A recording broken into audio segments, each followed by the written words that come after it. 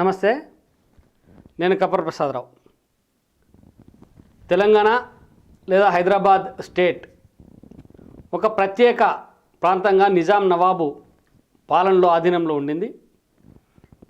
భారతదేశానికంతా August 15న స్వతంత్రం వస్తే తెలంగాణకు అప్పుడు స్వతంత్రం రాలేదు.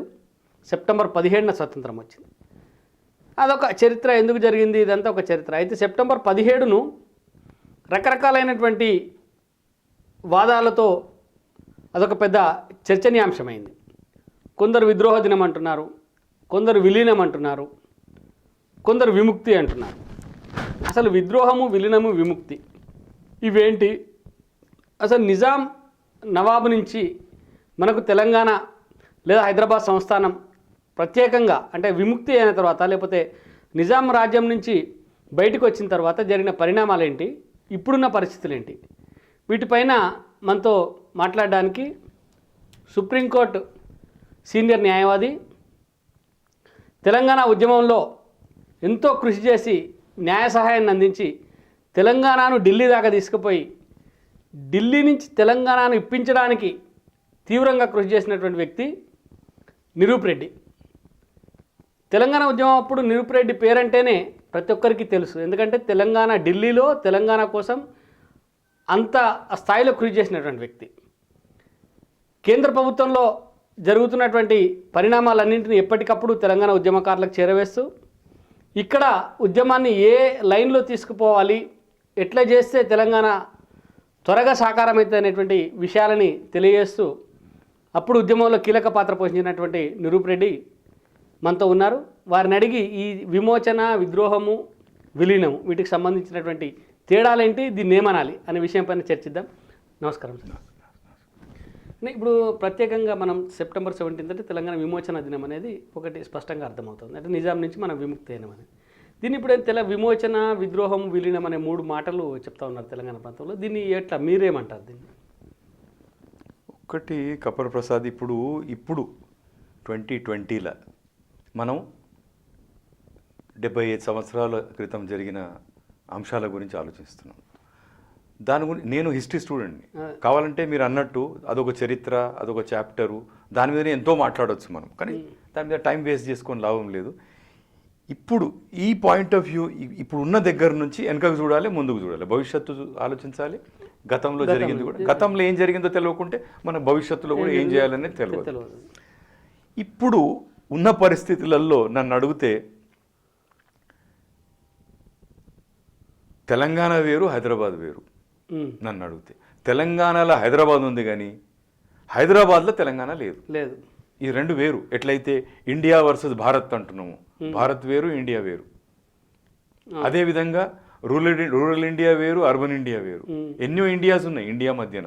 అయితే తెలంగాణలో కూడా హైదరాబాద్ని మనం సపరేట్గా మాట్లాడుకుందాం, తెలంగాణ గురించి మనం సపరేట్గా మాట్లాడుకుందాం. ఎందుకంటే ఇప్పుడు ఈ గత 7 సంవత్సరాలలో ఈ ఇష్యూ మీద ఇంకెక్కువ కన్ఫ్యూజన్ కలిగింది. ఎందుకంటే మనకు చరిత్ర ఉంది. మనం ఏ విధంగా మనం నిజాం నుంచి విముక్తి అయినామా, లేక భారతదేశంలో విలీనమైనామా, సో ఇవన్నీ ఎన్నో దానికి చరిత్ర ఉంది. కానీ దీంట్లో కన్ఫ్యూజన్ ఎక్కువ క్రియేట్ చేసింది గవర్నమెంట్. ఇక్కడ వచ్చిన టీఆర్ఎస్ గవర్నమెంటు తెలంగాణ పట్ల, తెలంగాణ ఉద్యమంలో ఉండి కూడా ఒక స్టాండ్ ఏం తీసుకుందంటే నిజాం మంచోడే, నిజాం చేసిందంతా మన మంచి కొరకే అని ఒక స్టాండ్ తీసుకొని వాడు ఒక బెనివలెంట్ డిక్టేటరు, బెనివలెంట్ ఆటోక్రాట్. ఫైన్. ఎందుకంటే మీకు ముస్లిం ఓట్లు అవసరం ఉండే, మీ మొత్తం మీ హిస్టరీ అంతా ఎలక్షన్ చుట్టూ తిరుగుతుంది. కానీ వాస్తవంగా చరిత్ర ఏంది, మీ పిల్లలకి ఏమని చెప్తారు మీరు రేపటి నాడు? మరి ఒకవేళ వాడు అంత బెనివలెంట్ ఆటోక్రాట్ అయితే ఆయన నుంచి మీరు విముక్తి ఎందుకు కోరుకున్నారు? ఇదంతా ఏంది? ఈ తెలంగాణ ఆర్మ్ స్ట్రగుల్ ఏంది? పుచ్చలపల్లి సుందరయ్య వదిలిపెట్టిపోయిన పుస్తకం ఏంది తెలంగాణ ఆర్మ్ స్ట్రగుల్ మీద? అరే వేరే ఇక్కడ జరిగిన తెలంగాణ ఆర్మ్ స్ట్రగుల్, దాన్ని మనం ఎక్కువ డీటెయిల్లో పోయే అవసరం లేదు. ఇక్కడ ఆర్మ్ స్ట్రగుల్ జరిగింది. ఆర్మ్ స్ట్రగుల్, నేను ఆర్మ్డ్ పైన నేను ఎక్కువ సాయుధ పోరాటం, సాయుధాలు, ఈ ఆయుధాలు వాడినరు, దాని మీద నేను ఎక్కువ ఎంఫసైజ్ చేస్తలేదు. కానీ ఒక పీజెంట్ మూవ్మెంట్ ఉండే, ఫార్మర్స్ మూవ్మెంట్ ఉండే, పేదోళ్ళ మూవ్మెంట్ ఉండే. అయితే ఇది ఒక పీజెంట్ మూవ్మెంటు ఒక ఆర్మ్డ్ స్ట్రగుల్ రూపం తీసుకున్నది. దానికి అప్పుడున్న కమ్యూనిస్ట్ పార్టీ వాళ్ళకి సపోర్ట్ చేసింది. అయితే దీని ఎఫెక్టు వేరే ప్రాంతాలలో పడ్డది. తెలంగాణ ఆర్మ్డ్ స్ట్రగుల్ వచ్చినందుకు మన చట్టాలు మార్చుకోవాల్సి వచ్చింది, టెనెన్సీ యాక్ట్ వచ్చింది, తర్వాత మన స్వాతంత్రం వచ్చి గవర్నమెంట్ వచ్చిన తర్వాత దాని ఎఫెక్ట్ రెవెన్యూ లా మీద పడ్డది. ఈరోజు ఇక్కడ తెలంగాణలో ఈరోజు ఒక కొత్త రెవెన్యూ చట్టాలు తీసుకొస్తున్నారు, ఒకదాని తర్వాత ఒకటి, అన్ని ఒకటేసారి తీసుకురాను, సమగ్రంగా ఒక రెవెన్యూ కోడ్ తీసుకురాను. అది కాకుండా పీస్ మీల్ ఒక instalment VRO post abolition first, తర్వాత ఇంకేందో ఆర్ఓఆర్ దాంట్లో ఏ కాలం ఉండాలి ఏ కాలం ఉండదు, ఇట్లా పీస్ మీల్గా పోతున్నారు. కానీ ఆ పీజెంట్ మూవ్మెంట్ ఏంది, అప్పుడు రైతులు కోరింది ఏంది, వాళ్ళ ఆశలు ఏముండే, వాటిని కూడా గుర్తించి ఈరోజు రెవెన్యూ కోడ్లో మీరు ఇన్కార్పొరేట్ చేయవలసిన అవసరం ఉంది. అందుకొరకే అక్కడ ఇక్కడ జరిగిన Telangana peasant movement effect Bengal మీద పడ్డది, తేబాగాల పడ్డది. తేబాగా తర్వాత నక్సల్బారీ మూవ్మెంట్ స్టార్ట్ అయింది, అది కూడా భూమికి సంబంధించింది. నక్సల్బారీ నుంచి పోయి ఈ మధ్య కాలం మమతా బెనర్జీ చీఫ్ మినిస్టర్ కాక మొదలు సిపిఎం గవర్నమెంట్ ఉన్నప్పుడు నందిగ్రామ్ మూవ్మెంట్ స్టార్ట్ అయింది. సో ఈ 4 పదాలల్లా 90 సంవత్సరాల పీజెంట్ మూవ్మెంట్స్ లేక ల్యాండ్ రిలేటెడ్ మూవ్మెంట్స్ యొక్క చరిత్ర ఉంది. తెలంగాణలో తేబాగాల, నక్సల్బారీల, నందిగ్రామ్, తెలంగాణ తేబాగా, నక్సల్బారీ, నందిగ్రామ్. సో ఒక అంశం ఏంటంటే భారతదేశంలో మనం విలీనమైనం, అదొక అంశం.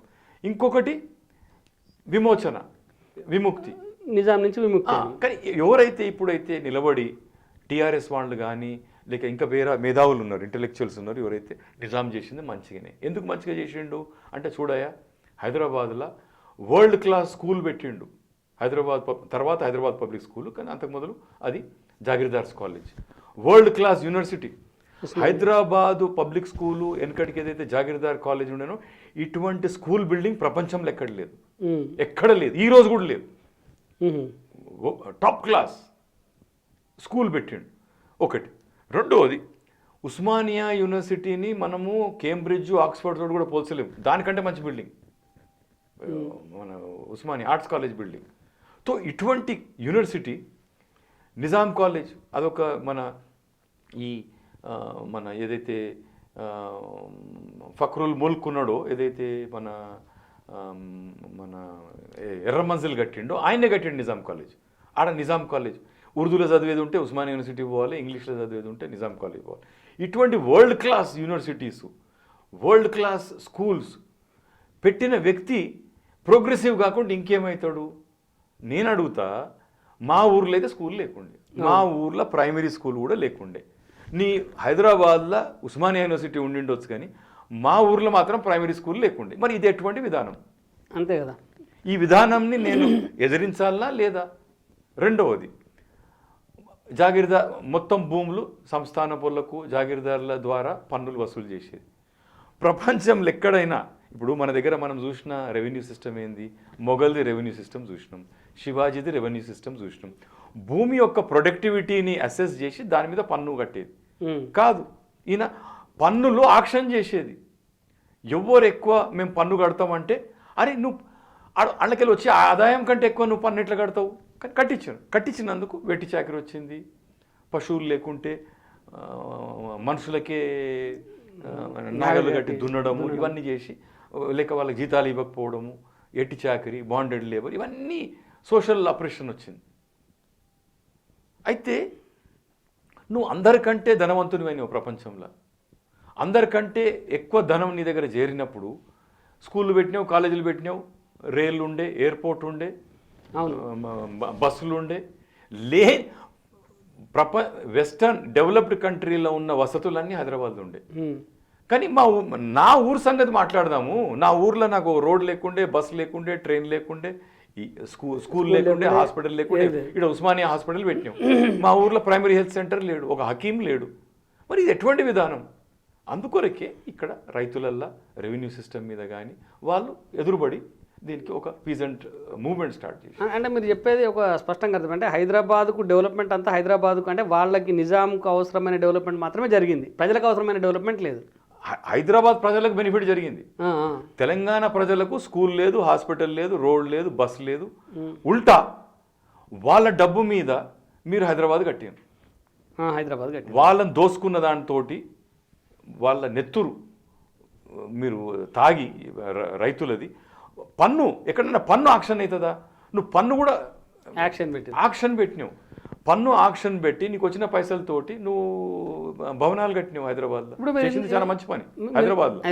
మీరు ఇంతకు ఒక మాట అంటే శివాజీ రాజ్యంలో కూడా పన్ను వసూలు ఆడ ఏ సిస్టమ్ ఉండే శివాజీ రాజ్యంలో? ఇప్పుడు ఇండియాలో మనం ఎప్పుడు ప్రాచీన భారత్లో ఏమైంది అది అది వేరే సంగతి, అది వేరే మొఘల్ సిస్టమ్ నుంచి తీసుకుందాం. రాజా తోడర్మల్ రెవెన్యూ మినిస్టర్ ఉండే అక్బర్ కింద, పర్ఫెక్ట్ రెవెన్యూ సిస్టమ్. అది లక్నోలో పాటించారు ఎవరు మన అక్కడ ఉన్న నవాబులు, వాళ్ళ నవాబుల నుంచి మనం బారో చేసుకున్నాం. తో ఈ రెవెన్యూ సిస్టమ్ ఉంది. బ్యాడెన్ పావుల్ ఏమో ఇంగ్లీష్ వాళ్ళ రెవెన్యూ సిస్టమ్ ఇచ్చిండు, ఆంధ్రాలోనేమో తమిళనాడు నుంచి మన మద్రాసు నుంచి బ్యాడెన్ పావుల్ ఇచ్చిన ఇంగ్లీష్ సిస్టమ్ వచ్చింది. ఇక్కడ మన దగ్గర మొఘల్ నుంచి లక్నో నుంచి రాజా తోడర్మల్ ఇచ్చిన సిస్టమ్. దానికి బరాబర్లా ఇప్పుడు మన దగ్గర ప్రాబ్లం ఏంటి వచ్చిందంటే శివాజీని మనం వేరే విధంగా చూస్తాం. శివాజీ వేరే ఛత్రపతి అవన్నీ వేరే పక్కకు పెడితే ఒక గొప్ప మిలిటరీ స్ట్రాటజిస్ట్. ఈరోజు కూడా మన మిలిటరీకి కానీ మన నేవీకి పనికొచ్చే స్ట్రాటజీస్ శివాజీ ఒక సైన్యంలో ఉండే ఆలోచనలో ఉండేది. మిలిటరీ స్ట్రాటజిస్ట్, అదేవిధంగా రెవెన్యూ స్ట్రాటజిస్ట్. ఆయనకు తెలుసు ఆర్థిక వ్యవస్థ మజబూత్ ఉంటేనే ఆడ మన మిలిటరీ బాగుంటుంది, మిలిటరీ గట్టిగా ఉంటేనే ఆర్థిక వ్యవస్థ ఉంటుంది, ఆర్థిక వ్యవస్థ గట్టిగా ఉంటేనే మిలిటరీ స్ట్రాంగ్ ఉంటుంది. అందుకొరకు ఆయన మిలిటరీ సిస్టమ్ నేవీ స్థాపించిందే ఆయన. ఈ రోజు కూడా నేవీ డే నాడు వాళ్ళ కుటుంబ సభ్యుల్ని ఒకరిని పిలిచి నేవీ డే జరుగుతుంది. ఈ రోజు కూడా all India Indian navy day నాడు శివాజీ కుటుంబ సభ్యుడు లేనిది నేవీ డే జరగదు. ఈ రోజు కూడా ఫౌండర్ ఆయన నేవీ.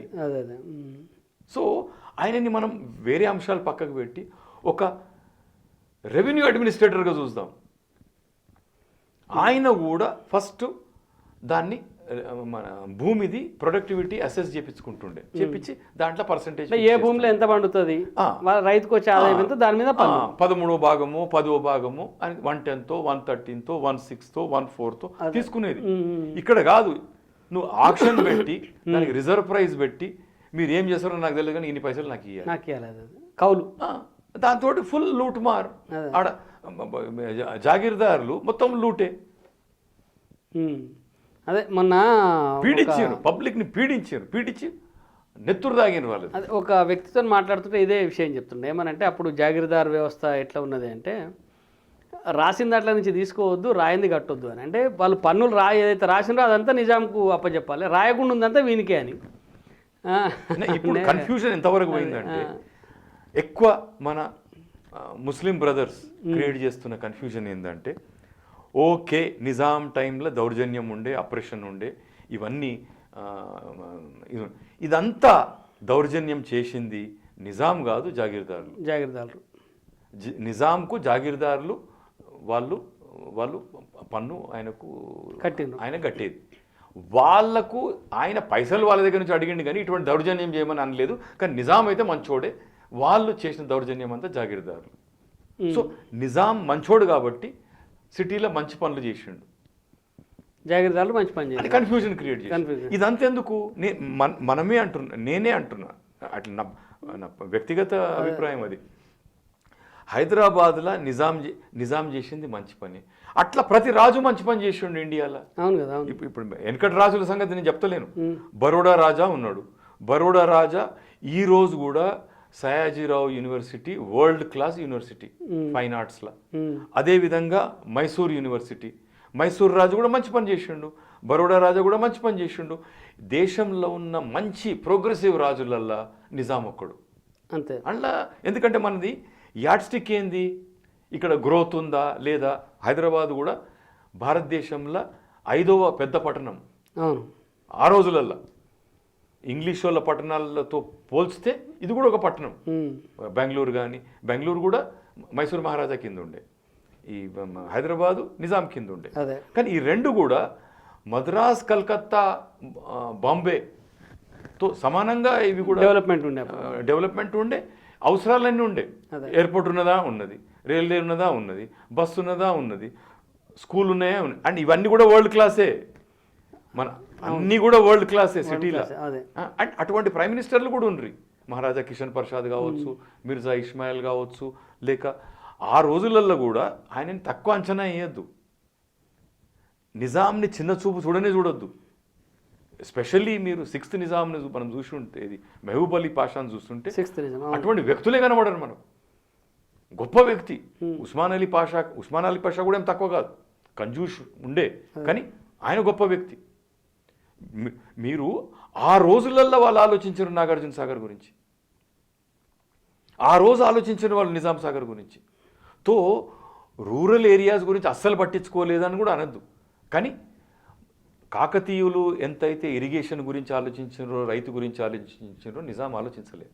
రైతుని పీడించి ఆయన దగ్గర నుంచి ఎట్లా మనం పైసలు లాక్కునాలనేది చూసిండ్రు. కానీ అంటే ఈ మరి రజాకాలర్ మూమెంట్ ఉంది కదా, ఈ 7th నిజాం దాంట్లో ఈ రజాకాలర్ మూమెంట్లో మొత్తం తెలంగాణలో అంతా దోపిడీ దౌర్జన్యాలు విపరీతంగా జరిగినాయి అనేది ఒక చరిత్ర చెప్తుంది కదా. ఇప్పుడు మనము ఒకదాన్ని ఇంకో దాంతో ఎక్కువ తక్కువ మనము దాన్ని పోల్చి కన్ఫ్యూజన్లో పడదు.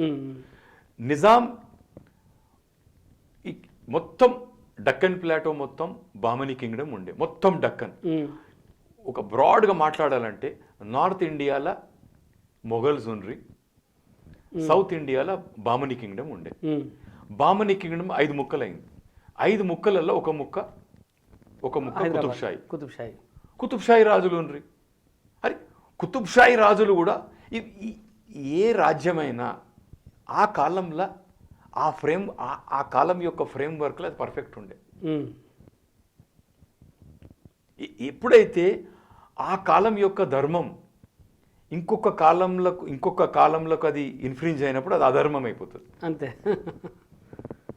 బామనీ కింగ్డమ్ ధర్మం కరెక్టే, దాని తర్వాత కుతుబ్షాహీస్ వచ్చినారు ఆ ధర్మం కరెక్టే, దాని తర్వాత ఆసఫ్ జాహీలు వచ్చినారు ఆ ధర్మం కరెక్టే. కానీ ఈరోజు నా ధర్మం ప్రజాస్వామ్యం. ఏది మంచి ఉన్నా, గతంలో ఏది మంచిగా ఉన్నా, ఏది చెడు ఉన్నా నేను టెస్ట్ చేస్తా. డెమోక్రసీ యొక్క టెస్ట్ పాస్ కావాలి. ఈరోజు అది నా ధర్మం, ప్రజాస్వామ్యం, సమానత్వం, మానవ హక్కులు. అయితే డెమోక్రసీ టెస్ట్ పాస్ కానీ ఏ వాల్యూ ఉన్నా సరే దాన్ని మేము పక్కకు పెడతాం అంతే. నిజాం ఒక టెస్ట్, విద్యా విధానం నువ్వు ఎటువంటిది కలిగించినావు, హైదరాబాద్లో కలిగించినావు, నా ఊర్లో నాకు ఎటువంటి విద్య నువ్వు కలిగియలేదు, అయితే నువ్వు నాకు ఏమిటికి పనికిరాను అనివి. ఇక్కడ ప్రజాస్వామ్య ప్రభుత్వం వచ్చిన తర్వాత నా స్కూల్లో ప్రాథమిక విద్యాశాల వచ్చింది, మాధ్యమిక వచ్చింది, దాని తర్వాత హై స్కూల్ కూడా వచ్చింది, జూనియర్ కాలేజ్ వచ్చింది, అన్నీ వచ్చింది. ఇవన్నీ కూడా మా దగ్గరికి వెళ్ళి తీసుకున్న పన్ను అంతే. ప్రభుత్వం ఈ స్కూళ్ళు ఇవన్నీ పెట్టించింది, విద్యా వ్యవస్థ పెట్టింది, స్కాలర్షిప్లు ఇచ్చింది, స్కూళ్ళు పెట్టింది. అది నా గవర్నమెంట్. ఇంకో ఉదాహరణకు చెప్తా. ఓ ఊరికి పోయినాం ఇట్లనే పోతే ఒక ఆడామె స్త్రీ గుడిసెలలో ఉండే. నన్ను ఈ గవర్నమెంట్ ఆ గవర్నమెంట్ అని ఎందుకు పెద్దగా మాట్లాడుతున్నావమ్మా, నువ్వు నిజాం టైంలో కూడా నువ్వు ఇదే గుడిసెలో ఉంటివి, అప్పుడు ఏమి నీ ఆర్థిక పరిస్థితి ఇదే, ఈరోజు కూడా నువ్వు నీకేం చేసేది ఉన్నది. నిజాం ఉంటేంది, దొర ఉంటేంది, నిజాం ఉండే దొర ఉండే, ఆ దొరలు పోయిన వేరే దొరలు వచ్చినారు, ఏం ఫరక్ పడుతుంది నీకు అంటే కొద్దిసేపు నేను చదువుకున్నాను కాబట్టి ఆమె మాట్లాడి మెల్లంగా ఏమన్నది, అప్పుడు నిజాం ఉన్నప్పుడు మంది కొరకు పని చేస్తున్నట్టు అనిపించేది, ఇది ఇప్పుడు అనిపిస్తలేదన్న. ఆ స్కూల్ డిఫెక్టివ్ స్కూల్ కానీ నా స్కూల్ అది. ఆడ హాస్పిటల్లో డాక్టర్లు లేరు కానీ అది నా హాస్పిటల్, రోడ్ సరిగ్గా లేదు కానీ అది నా రోడ్, బస్సు సరిగ్గా టైంకి రాదు కానీ నా బస్సు అది. అయితే వాళ్ళు పబ్లిక్ ఓన్ చేసుకుంటున్నది ఈరోజు, అది తేడా. అప్పుడు ప్రజాస్వామ్యంలో వాళ్ళు రాజును వ్యతిరేకించారు. ఈ ప్రజాస్వామ్య ప్రభుత్వం ఉన్నప్పుడు ప్రజాస్వామ్య పద్ధతులల్లో ఏ విలువ పనికిరాదో అది పక్కకు పెట్టాలి. ప్రజాస్వామ్యంలో పనికొచ్చే విలువలు అది నిజాందే కావచ్చు, ఇంకెవరిదే కావచ్చు, అది అవలంబించాలి. అయితే ఇప్పుడు మనము మళ్ళొక్కసారి వెనకపోతే ఈ విద్రోహమ విలీనం అనేది మీరు క్లారిటీ ఇవ్వలేరు. ఇప్పుడు ఇంగ్లీష్ వాళ్ళు ఎన్నో కారణాల వల్ల పోవాలనుకున్నారు. సెకండ్ వరల్డ్ వార్ తర్వాత వాళ్ళ ఎకానమీ చెడిపోయింది. ఇక ఏదైనా కానీ భారతదేశం వదిలిపెట్టిపోవాలనుకున్నారు. పోతూ వాళ్ళు ఏం చేశారంటే 3 ఆప్షన్లు ఇచ్చారు. భారతదేశంలో ఓన్లీ 30% భారతదేశం ఇంగ్లీష్ వాళ్ళ కింద ఉండే, 70% భారతదేశము 550 రాజుల కింద ఉండే. ఈ 550 రాజులల్లో 7 మందే పెద్దోళ్ళు. బరోడా, కేరళ, మైసూర్, హైదరాబాద్, ఇట్లా ఇంకా కొన్ని 2-3 కాశ్మీర్, ఇట్లా ఇట్లా ఒక 7 ఉన్నాయి పెద్దవి. ఆ పెద్దోళ్ళు అందరు ఏం చేసినారు, ఒప్పందం చేసుకున్నారు. ఎవరితోటి? ఇంగ్లీష్ వాళ్ళతో. అట్లా ఈడ హైదరాబాద్లో ఇంగ్లీష్ రెసిడెంట్ ఉండేది, బెంగళూరులో మైసూర్ కొరకు ఒక బ్రిటిష్ రెసిడెంట్ ఉండేది. వీళ్ళు మళ్ళా చిన్నోళ్ళని కంట్రోల్ చేసేది. సామంతుల కింద సామంతులు. వాళ్ళ మెయిన్లీ ఇంగ్లీష్ వాళ్ళతో డీల్ చేసేది, ఇంగ్లీష్ వాళ్ళతో డీల్ చేసేది 7 మంది. వీళ్ళు 7 మంది. తో ఈ 7 మందితో ఓన్లీ 1/3 ఇండియా, 30% ఇండియా ఇంగ్లీష్ వాళ్ళ కింద ఉండే, 70% ఇండియా రాజుల కింద ఉండే. ఈ రాజులకు అందరికి ఏం ఆప్షన్ ఇచ్చిండ్రంటే, చూడరు నాయన, ఏదైతే బ్రిటిష్ ఇండియా ఉందో మేము గవర్నమెంట్ ఆఫ్ ఇండియాకి అప్పచెప్తాం, అంతే. మీకు చాయిస్ ఇస్తున్నాం, పాకిస్తాన్లో విలీనమవుతారా, భారతదేశంలో విలీనమవుతారా, సపరేట్ లేక ఇండిపెండెంట్గా ఉంటారా. అంటే 3 రాజులు మేము ఇండిపెండెంట్గా ఉంటామన్నారు. జమ్మూ అండ్ కాశ్మీర్ ఒకడు, జునాగఢ్ ఒకడు, నిజాం. అయితే నిజాం ఏం చేస్తుండే, ఏం చేయకపోతుండే అనేది వేరే సంగతి. కానీ ఆయన దాంట్లో నిజాం టెరిటరీలో కూడా ఒక 1/3 కర్ణాటక ఉండే, 1/3 మహారాష్ట్ర ఉండే, ఇంకో 1/3 తెలుగు స్పీకింగ్ ఉండే, తెలంగాణ వాళ్ళు. మహారాష్ట్ర ఒక 5 జిల్లాలు, కర్ణాటక 3 జిల్లాలు, తెలంగాణ దగ్గర 8-9 జిల్లాలు, 8 జిల్లాలు తెలంగాణ. అండ్లా ఖాసిం రజ్వీ అనేటోడు వకీల్. ఎక్కడ? లాతూర్లో వకీల్. అతను ఏం చేసిండు, నిజాం చెవు లేచిండు ఏంటంటే, కాదు నువ్వు ఆప్షన్ ఇచ్చిండు కదా, నువ్వు ఇండిపెండెంట్గా ఉంటే బాగానే ఉంటుంది అంటే, ఆయన దానికి ట్రాప్లో పడ్డాడు. ఇంత ఆలోచించలేదు ఏంటంటే, బ్రిటిష్ సైన్యం, నువ్వు బ్రిటిష్ తోటి నీకు సబ్సిడరీ అలయన్స్ ఉండే, బ్రిటిష్ది ఏం తాకత్ అనేది నీకు మంచిగా తెలుసు, బ్రిటిష్ రెసిడెంట్ ఈడ ఉండే, అవును, బ్రిటిష్ తోటి నీకు మంచి సంబంధాలు ఉండే, అలా అడగనుంటివి నువ్వు మీరు అది అప్పగించిపోతున్నారు గవర్నమెంట్ ఆఫ్ ఇండియాకి. నేను గవర్నమెంట్ ఆఫ్ ఇండియాలో మర్జ్ కావాలన్నా, లేక ఇండిపెండెంట్గా ఉండాలన్నా. వీని మాటలలో వచ్చి ఇండిపెండెంట్ ఉంటా అనుకున్నాడు. కానీ నీ సైన్యం బలమైంది. బ్రిటిష్ అంటున్నాను, ఇప్పటికంటున్నా, గవర్నమెంట్ ఆఫ్ ఇండియా యొక్క army is nothing but British army. దానికి నువ్వు ఎట్లా వాళ్ళ బరాబర్లో నువ్వు ఎట్లా కొట్లాడగలుగుతావు? ఇది సమానమైన పోటే కాదు. కానీ వాళ్ళ మాటలలో వచ్చి ఆయన ఏమన్నాడంటే, నువ్వు ఒక సైన్యం తయారు చేయి అన్నాడు. అయితే రజాకరు ఖాసిం రజ్వీ ఏం చేసిండు, ఒక సైన్యం తయారు చేసి నిజాం ఆర్మీ చేసేదంతా నిజాం ఆర్మీ చేస్తుండే. ఏదన్నా మంచి పని కీర్తి తీసుకునేది ఉంటే నిజాం ఆర్మీకి పోతుండే, ఏదన్నా చెడ్డ పేరు వచ్చేది ఉంటే ఖాసిం రజ్వీ మీదకి తోసేసాడు. ఖాసిం రజ్వీ ఒక ఆర్మీ తయారు చేసాడు, అది రజాకార్. ఆ రజాకార్లు ఏం చేసేది, ఒకటి నిజాంని కాపాడాలి, నిజాం మిలిటరీ ఏ పని చేయదో ఆ పని చేయాలి, లేక వాళ్ళతో చేయించాలి, కానీ వీళ్ళ పేరు తీసుకోవాలి. అదేగాక ఎక్కడెక్కడైతే peasant movement, farmers movement start అయిందో, కమ్యూనిస్ట్ పార్టీ వాళ్ళని ప్రోత్సహించి వాళ్ళు దొరల మీద, గడిల మీద పడ్డరు. అప్పుడు వీళ్ళు ఏం చేసిండ్రు, దొరల తరఫు నుంచి కొట్లాడినరు. ఎవరు? రజాకార్లు. ఊర్లలో పోయి దొరల తరఫున దౌర్జన్యం చేసిండ్రు వీళ్ళ మీద, పేద ప్రజలు, రైతుల మీద. రైతులు వాళ్ళు ఆయుధాలు పట్టుకొని వాళ్ళు సాయుధ పోరాటం కమ్యూనిస్ట్ పార్టీ హెల్ప్ తోటి. ఇకపోతే సిటీకి వస్తే నిజాం మనిషి తో వాడు ఒక ఎక్స్ట్రా కాన్స్టిట్యూషనల్ ఫోర్స్గా తయారైంది. సైన్యం ఉన్నది, నిజాం మనోడే, దొరల్ మనోరే అని వాడు వాందొక ప్రత్యేక మూవ్మెంట్, వాందొక అథారిటీ నడిపించాడు ఖాసిం రజ్వీ. అండ్ పోతూ పొలిటికల్ పార్టీ పెట్టిపోయిండు. అది తర్వాత మాట్లాడదాం మనం. కానీ ఇక్కడ ఎవరైనా ఈరోజు ముస్లిం కానీ లేక కొంతమంది మేధావులు కానీ నిజాం చాలా మంచి పనులు చేసిండంటే మేము దాంతో డిసగ్రీ అయితలేం. అదే. కానీ తెలంగాణ ప్రాంతానికి హైదరాబాద్కు చేసి ఉండొచ్చు మేలు కానీ తెలంగాణ ప్రాంతానికి చేయలేదు. తెలంగాణ ప్రాంతానికి మళ్ళీ బొత్తిగా ఏం చేయలేదని మేము అంటలేము. అక్కడ ఇరిగేషన్ ఉండాలి. నాగార్జున సాగర్ మ్యాప్లు డ్రాయింగ్లు చెప్పించింది ఆయన, నిజాం సాగర్ కట్టించింది ఆయన, ఏదో ఆయన పేరు నేను మర్చిపోతున్నాను, జంగ్ బహదూర్ అలీ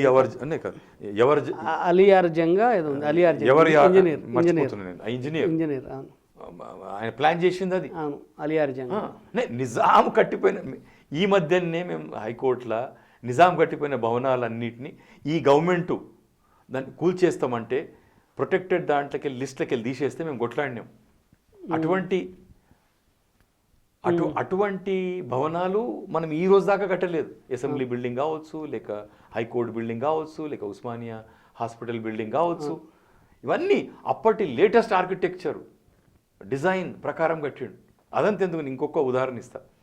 అందరు రాజులకు కలకత్తా నుంచి క్యాపిటల్ 1911లో 1911లో ఢిల్లీకి షిఫ్ట్ అయినప్పుడు ఇండియా గేట్ చుట్టూ అందరు రాజులకు ల్యాండ్ అలాట్ చేసి మీరు భవనాలు కట్టుకోమన్నారు. అందులో నిజాం కూడా కట్టుకున్నాడు. నిజాం కట్టిన భవనం ఈ రోజు వరకు వాల్యుయేషన్ కాలేదు. వాల్యుయేషన్ ఎందుకు కాలేదంటే అందులో ఉన్నాయి అన్ని, సోఫా సెట్ కావచ్చు, కార్పెట్ కావచ్చు, లేక గ్లాస్ కావచ్చు, ప్లేట్ కావచ్చు, ప్రపంచంలో ఒకటే ఉన్నది, షాండ్లియర్ కావచ్చు, అంతే. వాల్యుయేషన్ కాలేదు.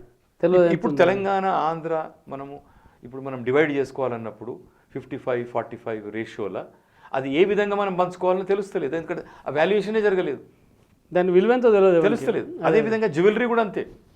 నిజాం యొక్క జ్యువెలరీ ఆక్షన్కి వస్తే దాని విలువ ఎంత పెట్టాలనో ఆర్బీఐకి అర్థం కాలే. ఎందుకంటే ప్రపంచంలో అటువంటి ఇంకొక పీస్ ఉంటే అప్పుడు వాల్యుయేషన్ జరుగుతుంది. అందుకొరకే నోషనల్ వాల్యూ ఆర్బీఐ ఫిక్స్ చేసింది 1200 crores. కానీ దాన్ని నేషనల్ మ్యూజియం వాళ్ళు 200 crores అక్వైర్ చేశారు. 200 crores అక్వైర్ చేసి వాళ్ళు మన నేషనల్ మ్యూజియంలో పెట్టారు. సో అటువంటి ఎన్నో ఉన్నాయి చెప్పుకోవాలంటే. కానీ దొరగడి చూసి ప్రజలను అంచనా వేయలేము. నేను ఇక్కడ నా గుడిసెలో నేను సంతృప్తి పడితే లాభం లేదు. నాకు కూడా ఒక ఇల్లు ఉండాలి, ఒక విద్య ఉండాలి, మన హాస్పిటల్ ఉండాలి. అవన్నీ ఏం లేకుండా దూరముఖం చూసి నువ్వు మురుగు అంటే కాదు. అంటే ఇప్పుడు సరే, మనము దాని తర్వాత భారత సైన్యము తెలంగాణ గవర్నమెంటే కావచ్చు, ఈ మేధావులే కావచ్చు, నిజాము మంచి పని చేసిండంటే మేము దాంతో వీఆర్ నాట్ డిసగ్రీ. తెలంగాణ ప్రాంతంలో ఏం జరిగింది అనేది కావాలి. పీజెంట్ మూవ్మెంట్ ఏదైతే జరిగిందో, ఫార్మర్స్ మూవ్మెంట్ ఏదైతే జరిగిందో, ఎందుకొరకు మూవ్మెంట్ జరిగింది, ఈ మూవ్మెంట్ యొక్క ఎఫెక్టు వేరే ప్రాంతాల మీద ఎట్లా పడ్డది, ఎట్లయితే నేను అన్నానో తెలంగాణ మూవ్మెంట్ ఇమీడియట్ ఎఫెక్ట్ తేబాగాలో పడ్డది, నార్త్ బెంగాల్లో పడ్డది. అవన్నీ కూడా మళ్ళీ మన టెనెన్సీ యాక్ట్లకి ఇన్కార్పొరేట్ అయినాయి. ఆ టెనెన్సీ యాక్ట్లు ఉన్న అంశాలు ఈరోజు నువ్వు ఈ గవర్నమెంటు తెలంగాణ ఇప్పుడు తెస్తున్న యాక్ట్లలో ఇన్కార్పొరేట్ చేస్తున్నారా లేదా? అదే లేదా అయితే ఇప్పుడు మీరు చెప్పిన దాంట్లో మొత్తం టోటల్గా ఒకసారి మనం అవలోకన చేసుకుంటే గత నిజాం పాలనకి ఇప్పుడున్న టీఆర్ఎస్ పాలనకి పెద్ద తేడా కనబడతలేదు. ఇక్కడ కూడా అభివృద్ధి అంతా మీరు అన్నట్టు మొత్తం జనంలోకి పోకుండా హైదరాబాద్ చుట్టుపుట్ట తిరుగుతూ ఉంది. అప్పుడు టెనెంట్ యాక్ట్ అయిన తర్వాత వచ్చింది. ఇప్పుడు టెనెంట్ యాక్ట్ తీసేసి మళ్ళీ భూములు కేంద్రీకృతం అయ్యే అవకాశాలు లేవు ఒక దగ్గర. మళ్ళీ ప్రజలు భూముల కోసము లేదా అంటే ఇప్పుడు నేను ఆల్రెడీ స్టాండ్ తీసుకున్నా కాబట్టి ఏ కాలంది ఆ కాలంలో ఆ ఫ్రేమ్లో పర్ఫెక్ట్ ఉండే. అదే ఇప్పుడు లేదు. అది కేసీఆర్ మంచి పని చేసినా చెడ్డ పని చేసినా అది నా ప్రభుత్వం, అంతే కదా. అదే అండ్ దానికి మార్గాలు ఉన్నాయి సరిదిద్దడానికి, చేయడానికి. తో ఒక ఆటోక్రాటిక్ ఫ్రేమ్ వర్క్ని తీసుకొచ్చి నేను డెమోక్రాటిక్ ఫ్రేమ్ వర్క్ తోటి కంపేర్ చేయలేదు. ఇతను నిజాం కంటే అధ్వానం కావచ్చు, కానీ ఫ్రేమ్ వర్క్ వేరు. నేననేది డెమోక్రాటిక్ ఫ్రేమ్ వర్క్లో మనం ఈయన జడ్జ్ చేయాలి. అంటే అదే ఇప్పుడు గతంలో అదొక రాజ్యం కాబట్టి ప్రజలు సాయుధ పోరాటం వైపు, ఉద్యమం వైపు పోయినరు. ఇప్పుడు ఇది ప్రజాస్వామ్యం కాబట్టి ఇక్కడ ఈ ప్రభుత్వం నచ్చకపోతే వాళ్ళ మూమెంట్ వేరే ఉంటుంది కదా. అంటే ఈ గతంలో ఉండే మూమెంట్ లేకపోతే ఇప్పుడు ఓటు తీసేయడం అంటే కంటిన్యూస్ కొనసాగే అవకాశం లేదు. ప్రజలకు నచ్చకపోతే దించేస్తారు కదా. మీరు చెప్పేది అదే కదా. అంటే అది వేరు ఇది వేరు. నేను చెప్పిన పాలన తీరు చెప్తా ఉన్నా. ఆ ఆలోచనల నుంచే ఇంకా అంటే అది ఇందాక మీరు చెప్పినారు మరి రెవెన్యూ వ్యవస్థ మనం ఎక్కడి నుంచి అంటే వేరే రాజుల నుంచి మనం తీసుకున్నామని చెప్పి, ఈయన నిజాం పాలన నుంచే ఈయన కొన్ని తీసుకుంటున్నట్టుగా కనబడతా ఉంది. ఒక విధంగా మీరు ఇంతగానో అడుగుతున్నారు కాబట్టి నేను దాని మీద ఇప్పుడున్న రెవెన్యూ చట్టాలు నిజాం టైంలో ఉన్న రెవెన్యూ చట్టాల కంటే అధ్వానం. ఇప్పుడున్నాయి. అదే. 2 కారణాల వల్ల.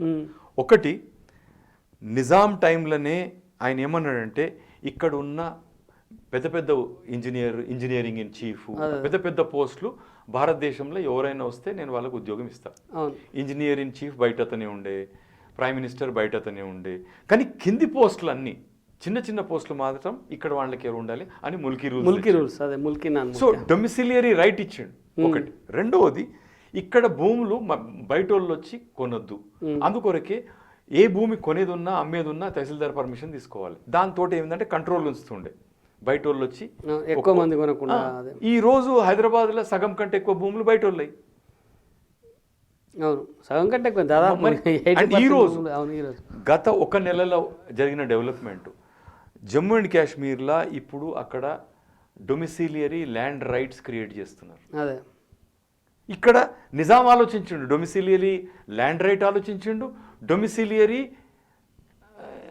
ఇది సర్వీస్ రిజర్వేషన్ కూడా ఆలోచించారు ముల్కీ రూల్స్ పెట్టి. సో ఇప్పుడు మీరు లోకల్ వాళ్ళకి మీరు ఎట్లా ప్రొటెక్ట్ చేస్తున్నారు? లేదు, లోకల్ వాళ్ళకి ప్రొటెక్షన్ ఎవరైనా సర్వీస్లో లేదు, అదే భూములలో లేదు. సో ఒక విధంగా చూస్తే ల్యాండ్ అడ్మినిస్ట్రేషన్ నిజాం టైం కంటే అధ్వానంగానే ఉన్నది. అదే ల్యాండ్ అడ్మినిస్ట్రేషన్. ఇప్పుడు మీరు చెప్పినట్టు ఉద్యోగాల పరిస్థితి కూడా అదే. ఈరోజు నిన్న జరిగిన ఘోరం ఏంటంటే, నాగన్న తెలంగాణ నాగులు అనే పర్సన్, అంటే తెలంగాణ మూమెంట్లో పనిచేసింది కాబట్టి పిల్లలకి తెలంగాణ నాగులు అనేది పడ్డది. ప్రైవేట్ టీచర్ ఎక్కడో బతకలేక ఉద్యోగం లేక ఇబ్బందులు ఎదురై అసెంబ్లీ ముందర పెట్రోల్ పోసుకొని ఆత్మహత్య చేసుకున్నాడు, కాల్చుకున్నాడు లిటరల్గా. ఏది తెలంగాణ అసెంబ్లీ ముందు. దాన్ని ఎట్లా చూడాలి అంటే 6 ఏళ్ళు అయింది, 7 ఏళ్ళు అయింది తెలంగాణ వచ్చి, తెలంగాణ స్టేట్ సపరేట్ అయింది, మన స్వతంత్రం వచ్చింది, మన పాలన అనుకున్నాం. కానీ గతంలో సోనియా గాంధీ కళ్ళు తెరిపేయడానికి, కేంద్ర ప్రభుత్వం కళ్ళు తెరిపేయడానికి యాదయ్య ఢిల్లీ పోయి పార్లమెంటు ముందర చెట్టుకూర వేసుకొని చనిపోయాడు. ఇప్పుడు కేసీఆర్ కళ్ళు తెరిపేయడానికి నాగులు అసెంబ్లీ ముందర దగ్ధం కావాల్సిన పరిస్థితి వచ్చింది. దీన్ని ఎట్లా కంపేర్ చేస్తారు? అసలు ఈ 6 ఏళ్లలో పరిస్థితి ఎందుకు ఇంత అధ్వానంగా తయారైంది? దీన్ని మనము అప్పుడు ఏదైతే ఈ సూసైడ్స్ దగ్గర 500 సూసైడ్లు అయినప్పుడు అప్పుడు మేము ఒక ట్రైబ్యునల్ పెట్టి ఉంటాం. అందులో ఒక హైకోర్టు జడ్జు, మళ్ళీ Tata institute of social sciences ఒక సైంటిస్ట్ని పెట్టుకొని, ఇంకిద్దరు సభ్యులను పెట్టుకొని మేము ఒక పబ్లిక్ హియరింగ్ చేసినాం. అయితే అప్పుడే మాకు అనిపించింది, ప్రజలు ఎందుకొరకు వాళ్ళు మన ఇది వీవర్స్ కావచ్చు, ఫార్మర్స్ కావచ్చు, వీళ్ళందరూ కూడా సూసైడ్ని ఒక దాన్ని ఒక ఉద్యమ రూపంగా ఒక టూల్గా వాడుతున్నారు. మొదలు ఎట్లయింది, 69 అజిటేషన్లో ఎదుటోన్ మీద రాయేస్తే వాడు మనం చెప్పినట్టు ఇంటుండొచ్చు అని అనుకున్నాం. అది ఏం కాలే, ఎన్ని రాళ్ళు వేసినా మనకు తెలంగాణ రాలేదు. ఇప్పుడు ఏమనుకున్నారు, ఎదుటోనికి ఏం చేసినా తెలంగాణ వస్తలేదు కాబట్టి నా మీద నేనేమన్నా చేసుకుంటే తెలంగాణ వస్తుండొచ్చు, నేను సూసైడ్ చేసుకుంటే ప్రజలలో అవేకనింగ్ వస్తుండొచ్చు, ఏమైనా అవుతుండొచ్చు అని. ఇది కానీ మాకు తెలుసు తెలంగాణ వచ్చిన తర్వాత ఇదే చేయబోతున్నారు వీళ్ళు. మళ్ళీ ఏ సమస్య ఉన్నా మీరు తెలంగాణ అజిటేషన్ అప్పుడు ఎట్లయితే మీరు సూసైడ్ చేసుకొని పబ్లిక్ని అవేకన్ చేద్దాం అనుకున్నారు, లేక పబ్లిక్ అటెన్షన్ డ్రా చేద్దాం అనుకున్నారు, ఈ యొక్క టూల్ మీరు తెలంగాణ వచ్చిన తర్వాత కూడా వాడతారు. వేరే తెలంగాణ వచ్చినాక అది ఆగనుండే, సైకలాజికల్గా మనం అది ఆలోచించని ఉంటుంది, లేక ఆ సమస్యలు ఏది సమస్యలు ఉన్నాయో నిరుద్యోగ సమస్యలు అవన్నీ లేకుండా చేయనుండ్రి. ఎవరిది వాళ్ళకి వదిలేసి కూర్చుంటే వాళ్ళు మళ్ళీ అవే టూల్స్ వాడుతున్నారు. సూసైడ్ని ఒక టూల్గా వాడినరు. సెల్ఫ్ డిస్ట్రక్షన్, నాకు నేను డిస్ట్రాయ్ చేసుకుంటే అప్పుడన్నా ప్రభుత్వం లేచి కూర్చుంటుందేమో అని వాళ్ళది ఒక ఆశ. అది కంటిన్యూ అవుతుంది. కానీ ప్రభుత్వం పెద్ద దాన్ని పట్టించుకున్నట్టు కూడా ఏం లేదు. అంటే మనము సిస్టమేటిక్గా పోనుంటిమి. ఇప్పుడు ఫర్ ఎగ్జాంపుల్ ఇది ముల్కీ రూల్సే ఉన్నాయి. ముల్కీ రూల్స్ తర్వాత 6 పాయింట్ ఫార్ములా వచ్చింది. 6 పాయింట్ ఫార్ములా ముల్కీ రూల్స్ని రికగ్నైజ్ చేసింది. అవునవును. మొత్తం ఆంధ్రప్రదేశ్ని జోన్స్ చేసి ఈ జోన్లో ఏ జోన్లో అక్కడ ఎంప్లాయ్మెంట్ నుంచి తీసుకోవాలన్నారు. ఇప్పుడు ఇక్కడ బిహెచ్ఎల్ ఉన్నది. బిహెచ్ఎల్లో ఏవైతే ఉద్యోగాలు వస్తాయో వాళ్ళందరినీ మీరు మెదక్ జిల్లా మెదక్ మహబూబ్ నగర్ డివిజన్ నుంచి ఎంప్లాయ్మెంట్ ఎక్స్చేంజ్ నుంచి తీసుకోవాలి. వాళ్ళు ఎన్నడూ తీసుకోవాలి. గత ఒక 10-15 సంవత్సరాల నుంచి తీసుకుంటలేరు. వాళ్ళు ఏమంటున్నారు, మేము నవరత్న అయిపోయినాము. నవరత్న అయితే నీ ఇంజనీర్లను నువ్వు ఆల్ ఇండియా బేసిస్ మీద తీసుకో.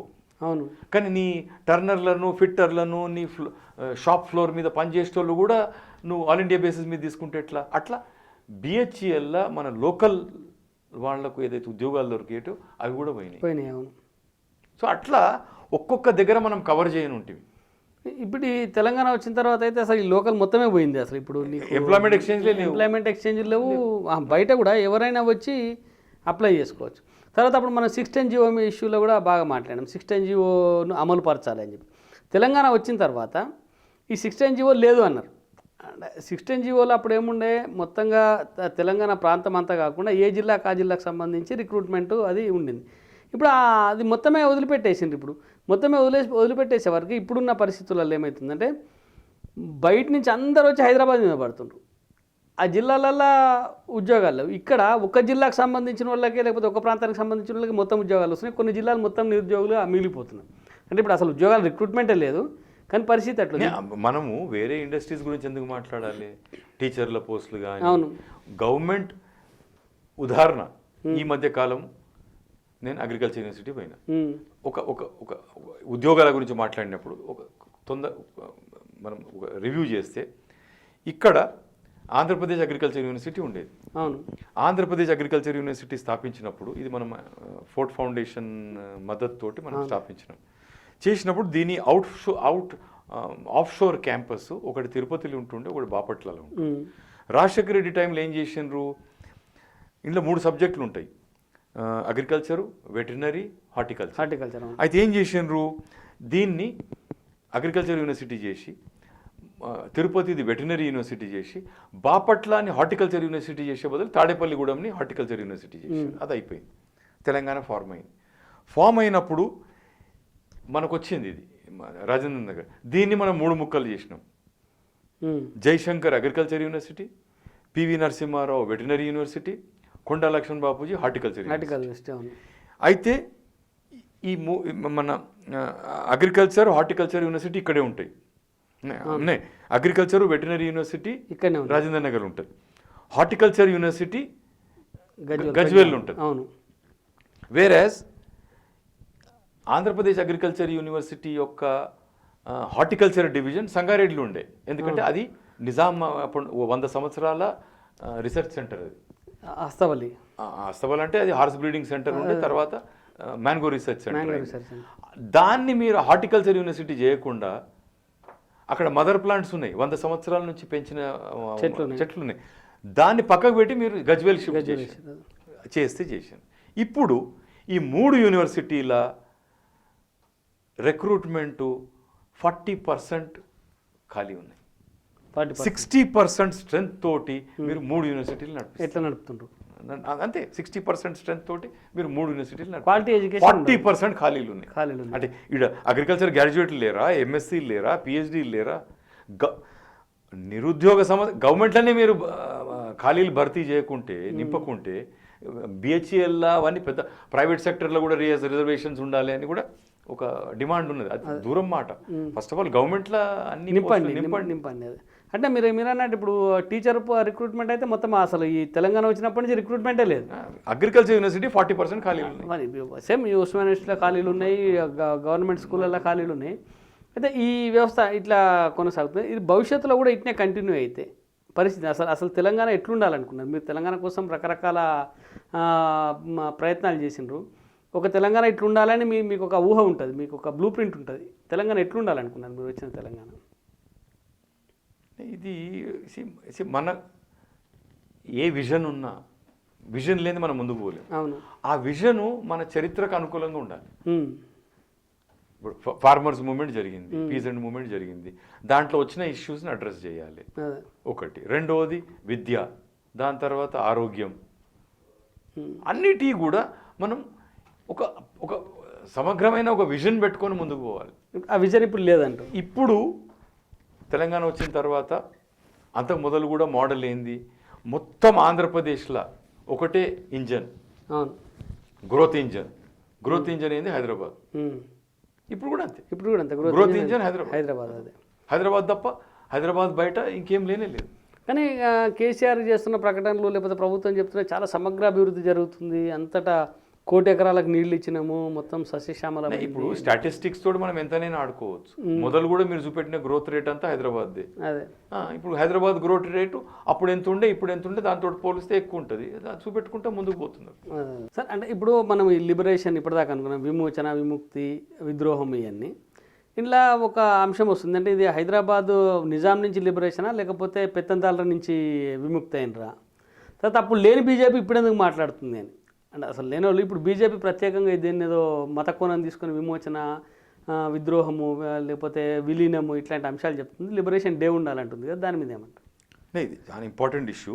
కానీ ఇది నా మైండ్లో మెయిన్ ఇప్పుడు మన చర్చలు ఏంటంటే, నేను తెలంగాణని హైదరాబాద్ని విడివిడిగా చూసాను. ఈరోజు నిజాం టైంలో ఉన్న హైదరాబాద్ కాదు ఇది. నేను చదువుకున్నప్పటి హైదరాబాద్ కాదు ఇది. నేను కాలేజీలో ఉన్నప్పుడు హైదరాబాద్ కాదు ఇది. నేను ఢిల్లీకి ఇక్కడ నుంచి ప్రాక్టీస్ షిఫ్ట్ చేసిన హైదరాబాద్ కాదు. ఈరోజు అప్పుడు కూడా 5th లార్జెస్ట్ సిటీ. ఈరోజు హైదరాబాదు ఒక వరల్డ్ క్లాస్ సిటీ, వరల్డ్ ఎకానమీకి లింక్ అయిపోయింది, ఫైనాన్షియల్గా కానీ ఇన్ఫ్రాస్ట్రక్చర్గా కానీ. సో ఈరోజు హైదరాబాద్ని వేరే విధంగా చూడవలసి వస్తుంది. మనం వేరే దాంతో కంపేర్ చేయొద్దు. ఇది ఈరోజు అప్పటి 5th లార్జెస్ట్ సిటీ కాదు ఇది. టుడే ఇది వరల్డ్ క్లాస్ సిటీ, వరల్డ్ ప్రపంచం యొక్క ఇన్ఫ్రాస్ట్రక్చర్ మ్యాప్లో ఉంది. ఇది వరల్డ్ ఫైనాన్స్కి లింక్ అయింది, వరల్డ్ ఎకానమీకి లింక్ అయింది.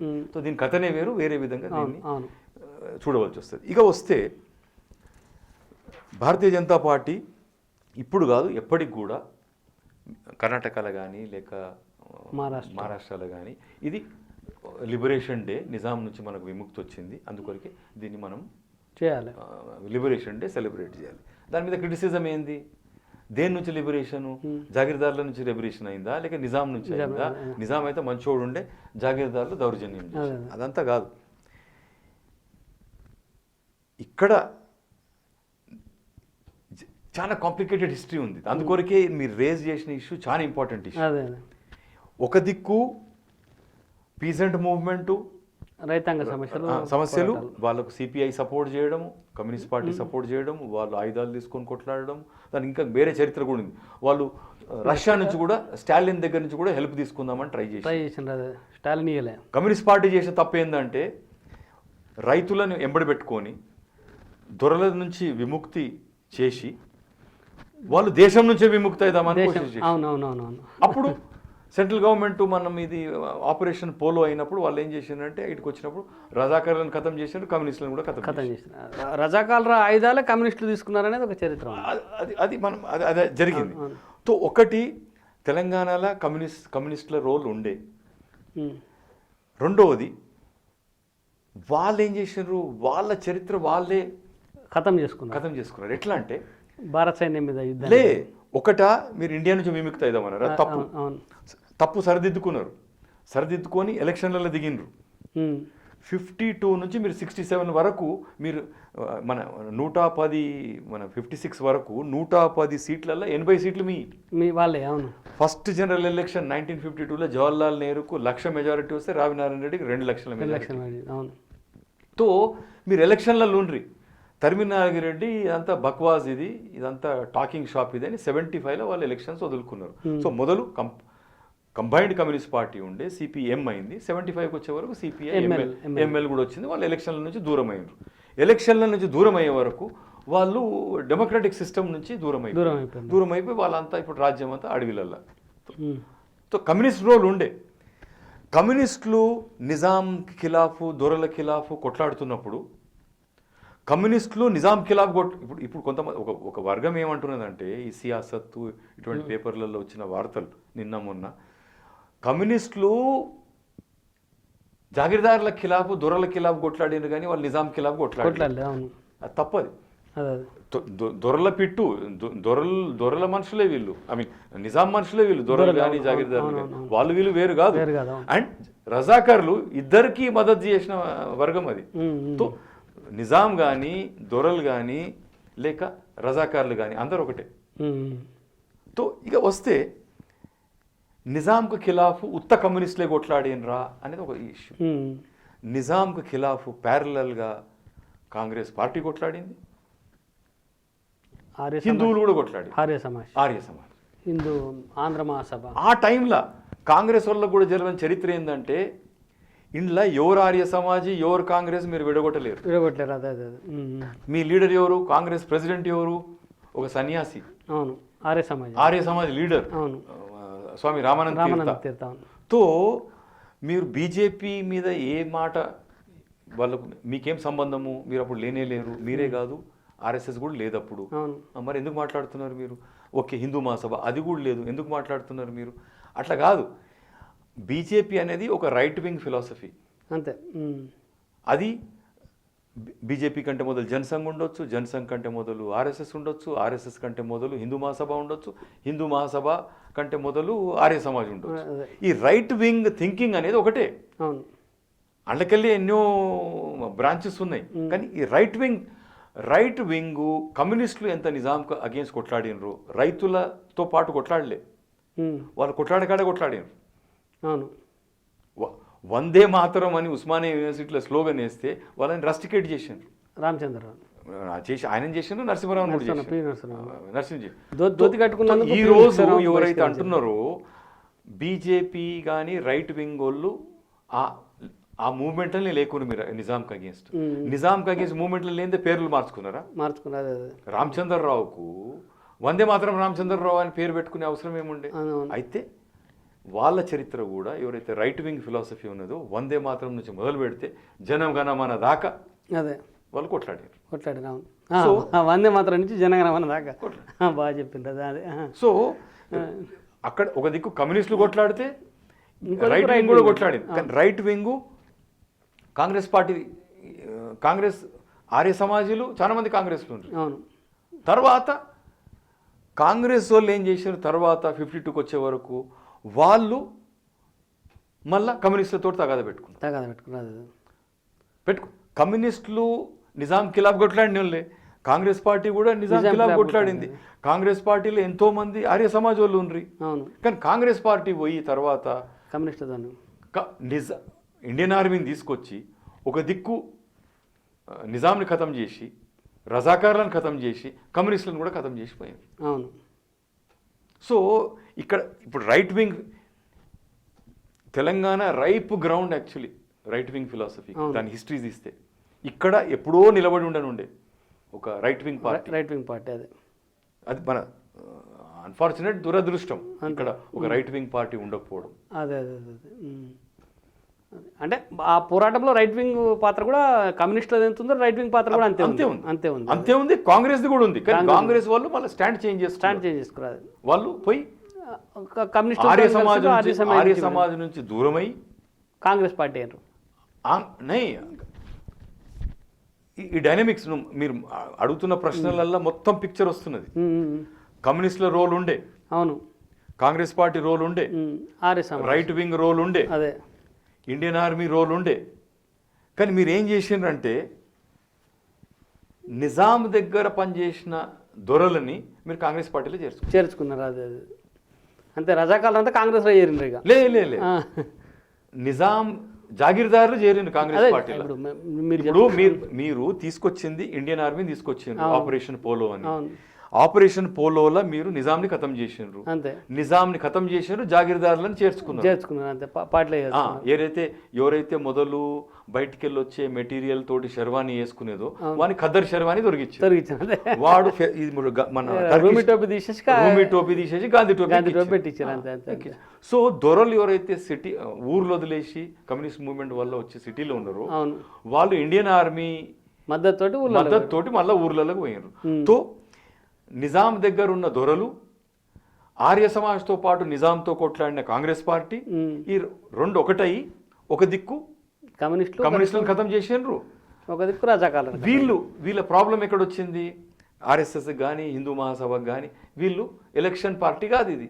అవును, ఎలక్షన్ పార్టీ కానందుకు వాళ్ళందరూ పబ్లిక్ నుంచి దూరం అయిపోయినరు. అప్పుడు ఒక జనసంఘ్ లేకుండే, ఒక ఆర్ఎస్ఎస్ లేకుండే, జనసంఘ్ లేకుండే, బీజేపీ లేకుండే. ఈ ఎలక్షన్ వింగ్ లేనందుకు వీళ్ళంతా కాంగ్రెస్ రైట్ వింగ్ వాళ్ళ షేర్ దొరకలే ఎలక్షన్లలో. అట్లా తెలంగాణలో రైట్ వింగ్ లేకుండా కాంగ్రెస్ కమ్యూనిస్టులే మిగిలి. అయితే ఇక్కడ చరిత్ర ఉంది రైట్ వింగ్. అన్ఫార్చునేట్లీ దానికి తగ్గట్టు పార్టీ డెవలప్ కాలేదు. ఇప్పుడు ఇది జరుగుతుంది కదా ఇంట్లో సేమ్ అంటే మనము గత చరిత్ర తీసుకుంటే ఓన్లీ ఇది ముస్లింలకు హిందువులకు కొట్లాట్లాగా చెప్తారు మామూలుగా అయితే. కానీ షోయబుల్లా ఖాన్ లాంటి వ్యక్తులు చాలామంది ఉండొచ్చు. షోయబుల్లా ఖాన్ ఒక్కడు బాగా బయటకు వచ్చింది. అదే జర్నలిస్ట్గా మొత్తము నిజాంను వ్యతిరేకించి అనేక వార్తలు రాసి ప్రజల్ని చైతన్యవంతం చేసిన వ్యక్తిని రజాకాలరే చంపేసిండ్రు. అది దీన్ని ఎట్లా చూడాలి అప్పుడు మరి? ఒకటి కమ్యూనిస్టులల్లా ముస్లిమ్స్ ఉండ్రి. మగ్దుమ్ మొయ్యుద్దీన్ ఉండే, అవును, గొప్ప మానవ విలువలు ఉన్న వ్యక్తి, హ్యూమన్ వాల్యూస్ ఉన్న వ్యక్తి. సో కమ్యూనిస్టులల్లా ముస్లిమ్స్ ఉన్నారు. అవును, నిజాం ముస్లిమే, జాగీర్దారులల్లా అందరు హిందువులే. అవును. ఇకపోతే నిజాం ఇండిపెండెంట్గా ఉంటా అన్నాడు. నిజాం ఏ స్టాండ్ తీసుకుంటుండే మనకు తెలియదు, కానీ అతను రజాకార్ల మాటలలో పడి ఆయన యాంటీ ఇండియా స్టాండ్ తీసుకున్నాడు. యాంటీ ఇండియా స్టాండ్ తీసుకున్నప్పుడు ఇక్కడ ఉన్న నేషనలిస్టులు ఎవరు? కమ్యూనిస్టులు రైతులను మీ ఎంబడి పెట్టుకున్నారు, కానీ మీరు నేషనలిస్ట్ కాదు, ఎందుకంటే మీరు పోయి స్టాలిన్ అండ్ దేశంలోకి వెళ్ళే విముక్తి అయిదాం అనుకున్నారు. నిజాం నుంచే విముక్తి కాదు, దొరల నుంచే విముక్తి కాదు, దేశం నుంచే తప్పుదారి పట్టిన వాళ్ళు. ఇండియన్ ఆర్మీకి ఛాన్స్ దొరికింది, ఆపరేషన్ పోలో చేశారు. అయితే కమ్యూనిస్టులల్లా ముస్లిమ్స్ ఉన్నారు, కానీ నేషనలిస్ట్ లేరు. అంతే ఒకటి. రెండవది ముస్లింలల్లా నేషనలిస్టులు ఉన్నారు. అందులో అందరికంటే గొప్ప నేషనలిస్టు మీ షోయబుల్లా ఖాన్. అటు ఎంతోమంది ఉన్నారు, ఎంతోమంది నేషనలిస్టులు ఉన్నారు. అదేగాక ఇంకొక చరిత్ర చాలా మందికి తెలియదు ఏంటంటే, కాసిం రజ్వీని అరెస్ట్ చేశారు. ఎప్పుడు 48 చేసి 70 తర్వాత వేసినాక ఒక 10 ఏళ్ల తర్వాత అబౌట్ 48లో ఆయన అరెస్ట్ చేస్తే అరౌండ్ 58 నెహ్రూతో మాట్లాడి ఆయన ఏమన్నాడంటే, నన్ను మీరు రిలీజ్ చేయండి, నేను పాకిస్తాన్ వెళ్ళిపోతాను. 58 సంగతి. అయితే 58 కాదు, అప్పుడే 10 సంవత్సరాల తర్వాత అనుకుంటా, 52 నేను మన 62 లేదు, అప్పుడే ఆయన కొద్ది కాలంకే ఆయన 48 అంటే మన స్టేట్ ఫార్మేషన్ ఎప్పుడైంది? 56 అయింది. 56 అయితే 56 తో 48లో అయితే 56లో నేను వెళ్ళిపోతా అన్నాడు. వెళ్ళిపోతా అంటే సరే, బేగంపేట ఎయిర్పోర్ట్లో డిఫెన్స్ ఎయిర్ క్రాఫ్ట్ ఉంటుంది, నువ్వు జైలు నుంచి చక్కగా రావాలి, వెళ్ళిపోవాలి. అయితే 2 గంటల టైం అడిగిండు. 2 గంటలు నాకు కొంతమంది మిత్రులు ఉన్నారు, వాళ్ళతో కలుసుకొని నేను వెళ్ళిపోతా అన్నాడు. వచ్చాడు జైల్లోకి వెళ్ళి, చెంచల్గూడకి వెళ్ళి రిలీజ్ చేయగానే రాగానే అబుల్ ఖైర్ సిద్దికీ అని ఒక ఫేమస్ క్రిమినల్ లాయర్, అబుల్ ఖైర్ సిద్దికీని పిలిచి చూడరా, నేను వెళ్ళిపోతున్నా, కానీ పోక మొదలు పార్టీ ఫామ్ చేయాలనుకున్నా, MIM పార్టీ ఫామ్ చేస్తున్నా. ఇచ్చిన ఖాసిం రజ్వీ ఇచ్చిన పేరు అది, MIM. ఏదైతే మజ్లిస్ ఇతేహదుల్ ముసల్మీన్ అనేది ఆయన ఇచ్చిండు పేరు. ఇచ్చి నువ్వు రన్ చేయి అన్నాడు. కాదు, నేను మొదలు నీ ఎంబడి ఉంటే కానీ ఇప్పుడు నేను లేను, నేను వకాలత్ చేసుకుంటా, నేను గవర్నమెంట్ ఆఫ్ ఇండియా తరఫునే నేను మాట్లాడతా, సారీ అన్నాడు.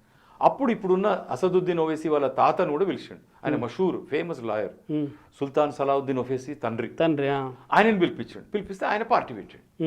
పార్టీ పెడితే వీళ్ళు ఫస్ట్ ఎలక్షన్ పార్టీ పెట్టి వెళ్ళిపోయింది ఆయన. పార్టీ ఏ విధంగా అయితే జిన్నా పోక మొదలు ముస్లిం లీగ్ పార్టీ పెట్టిండు, ఆ ముస్లిం లీగ్ పార్టీ ఈరోజు కేరళ తప్ప ఇంకెక్కడ లేదు. కేరళలో ఉన్నది, కొద్దిగా గొప్ప బెంగాల్లో ఉంది. MIM పెడితే వాళ్ళు 62 ఎలక్షన్ కొట్లాడారు. ఎప్పటికీ కాంగ్రెస్ పార్టీ గెలిచేది, పాత సిటీది హైదరాబాద్ సీటు ఎప్పటికీ కాంగ్రెస్ పార్టీ గెలిచేది, అది కూడా మీ రామీద్ అలీ ఖాన్ ముస్లిం. అయితే కమ్యూనిస్ట్ పార్టీ ఓవరాల్ వాళ్ళు తీసుకున్న స్టాండ్ యాంటీ నేషనలిస్టు, కానీ అందులో నేషనలిస్టులు ఉన్నారు కమ్యూనిస్ట్ పార్టీలో. మగ్దుమ్ మొయినుద్దీన్ నేషనలిస్ట్ కాదని ఎట్లా అంటాం? అవునవును. ఒకటి కాంగ్రెస్ పార్టీలో దొరలను కలుపుకున్నారు, నిజాం ఖిలాఫ్ కొట్లాడినరు, అందులో ముస్లిమ్స్ ఉన్నారు, నేషనలిస్ట్ ముస్లిమ్స్ ఉన్నారు. ఇకపోతే ఆర్య సమాజ్ ఇదంతా పక్కా నేషనలిజం వాళ్ళకి మతం అంతే. హిందూయిజం ఎంత ఇంపార్టెంటో దేశభక్తి కూడా వాళ్ళకి అంతే ఇంపార్టెంట్. అటు ఉన్నది, ఇటు ఉండే వరకు. ఇకపోతే ఇండియన్ ఆర్మీ వాళ్ళకి ఏది ఇన్స్ట్రక్షన్స్ ఇస్తే అది చేస్తారు. ఇది కాక నేషనలిస్ట్ ముస్లిమ్స్ ఉన్నారు, అబుల్ ఖైర్ సిద్దికీ అసుంటోళ్ళు, షోయబుల్లా ఖాన్ అసుంటోళ్ళు.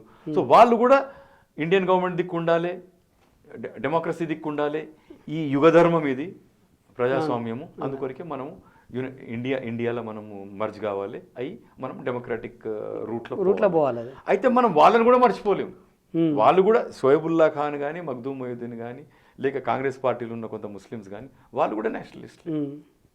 సో ఇది చాలా యూనో కొద్దిగా కాంప్లికేటెడ్గా అనిపిస్తుంది. మరి ఈ ఎంఐఎం తర్వాత 62లో ఎంఐఎం సంగతి చూడండి. ఎంఐఎంని పోషించింది కాంగ్రెస్ పార్టీ. ఎందుకంటున్నా అంటే 52ల హైదరాబాద్ సీట్ కాంగ్రెస్ గెలుస్తుంది, 57ల కాంగ్రెస్ గెలుస్తుంది, 62ల కాంగ్రెస్ గెలుస్తుంది, 67ల మొట్టమొదటిసారి ఎమ్మెల్యే సీటు గెలిచిండు ఎంఐఎం, సుల్తాన్ సలావుద్దీన్ ఓవైసీ. ఇది ఎంఐఎం పార్టీ. నువ్వు 57లో ఓడిపోయినావు, 62లో ఓడిపోయినావు, 67లో నువ్వు అసెంబ్లీ ఎంటర్ అయినావు, 67లో అసెంబ్లీ ఎంటర్ అయినావు, 72 ఎలక్షన్లో నువ్వు కాంగ్రెస్ తోటి పొత్తు పెట్టుకున్నావు. ఎంఐఎం ఏంటంటే హైదరాబాద్ సీటు, సికింద్రాబాద్ సీటు మేము వదిలేస్తాం, సికింద్రాబాద్లో మేము కాంగ్రెస్కి సపోర్ట్ చేస్తాం, హైదరాబాద్లో మాకు మీరు చేయండి అని ఎంపీ సీటు కొట్టారు.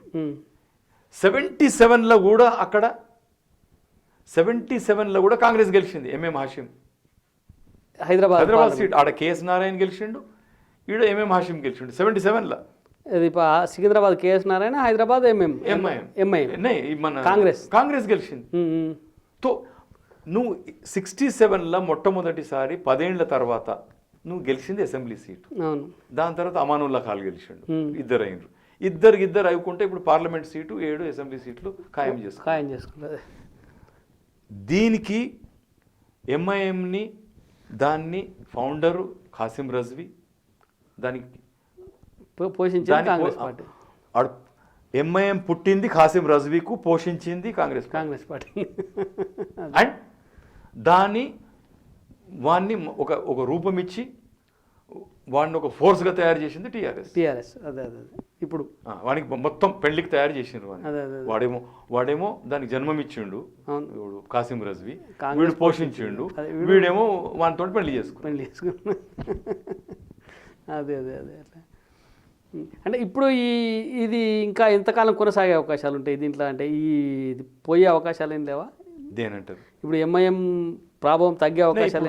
ఎంఐఎం కూడా ఇదంతా చరిత్ర. ఇప్పుడు ఇంకొకటి ఇంకొకటి ఇందాక ఒక స్పేస్ అది మన జాతీయవాదులకు ఉంది అన్నారు. అంటే ఇప్పుడు ఏమన్నా బీజేపీ పుంజుకునే అవకాశాలు ఏమైనా ఉంటాయి స్టేట్లో? అంటే ఈ మీరు చెప్పిన చరిత్రను అంతా ఇస్తే అప్పుడు లేని అవకాశం అని మనం ఆ విజన్ పెట్టుకొని పోతే తప్పకుండా ఆడ బునాదులు అన్ని ఫౌండేషన్ ఉన్నది. దాని మీద ఆ ఫౌండేషన్ మీద ఎట్లా కడతాం? ఏదైతే ఒక పీజెంట్ మూవ్మెంటే కావచ్చు, లేక ఆర్య సమాజ్ మూవ్మెంటే కావచ్చు, లేక కాంగ్రెస్ ఏదైనా మూవ్మెంట్ కావచ్చు, ఏవైతే అక్కడ ఫౌండేషన్స్ ఉన్నాయో, పునాదులు ఉన్నాయో అవి ఉన్నాయి. అదే దాని మీద మీరు ఏం కడతారో కట్టుకోవాలి. గుడిసె కట్టుకుంటారా, బిల్డింగ్ కట్టుకుంటారా, అది మన విజన్ మీద ఆధారపడి ఉంటుంది. ఇది ప్రధానంగా అంటే అనేక కోణాలని ఇందులో మనం చూసినాం. రజాకాలు ఒకవైపు, భూస్వాములు ఒకవైపు, కమ్యూనిస్టులు ఒకవైపు, కాంగ్రెసు, ఆర్య సమాజు, భారత మిలిటరీ, ఇవన్నిటికి సంబంధించినటువంటి పోరాటం తెలంగాణ విముక్తి. దాని తర్వాత ఎంఐఎం ఆవిర్భావం ఎట్లా జరిగింది, ఇక్కడి నుంచి ఖాసిం రజ్వీ పాకిస్తాన్కి ఎట్లా పోయింది, ఇట్లా రకరకాల అంశాలు నేటి వరకు అంటే రేపు రాబోయే రోజుల్లో కూడా ఏం జరుగుతుంది, ఆర్ఎస్ఎస్, మన టీఆర్ఎస్, ఎంఐఎం, ఇట్లాంటి అనేక అంశాలని చర్చకు తీసుకున్న తర్వాత తేలింది ఏంటంటే తెలంగాణలో ఇంకా జాతీయవాదులకు ఒక స్పేస్ ఉంది, రైటిస్టులకు ఒక స్పేస్ ఉంది. ఆ స్పేస్ ఎట్లా బిల్డప్ చేసుకుంటారు అనేది రైటిస్టుల ఆ యాంగిల్లో ఉండే పొలిటికల్ పార్టీలు ఆలోచన చేసుకోవాలనేది నిరూప్ రెడ్డి గారి ఆలోచన. ఇంత సమయం ఇచ్చి మనకు ఈ అంశాలపైన మనతో పాల్గొని వారి అభిప్రాయాలను పంచుకున్నందుకు జర్నలిస్ట్ టీవీ తరఫున నిరూప్ రెడ్డి గారికి కృతజ్ఞతలు. ఇది ఈరోజు చర్చా కార్యక్రమం. తిరిగి మరో చర్చలు మళ్ళీ కలుద్దాం. నమస్తే.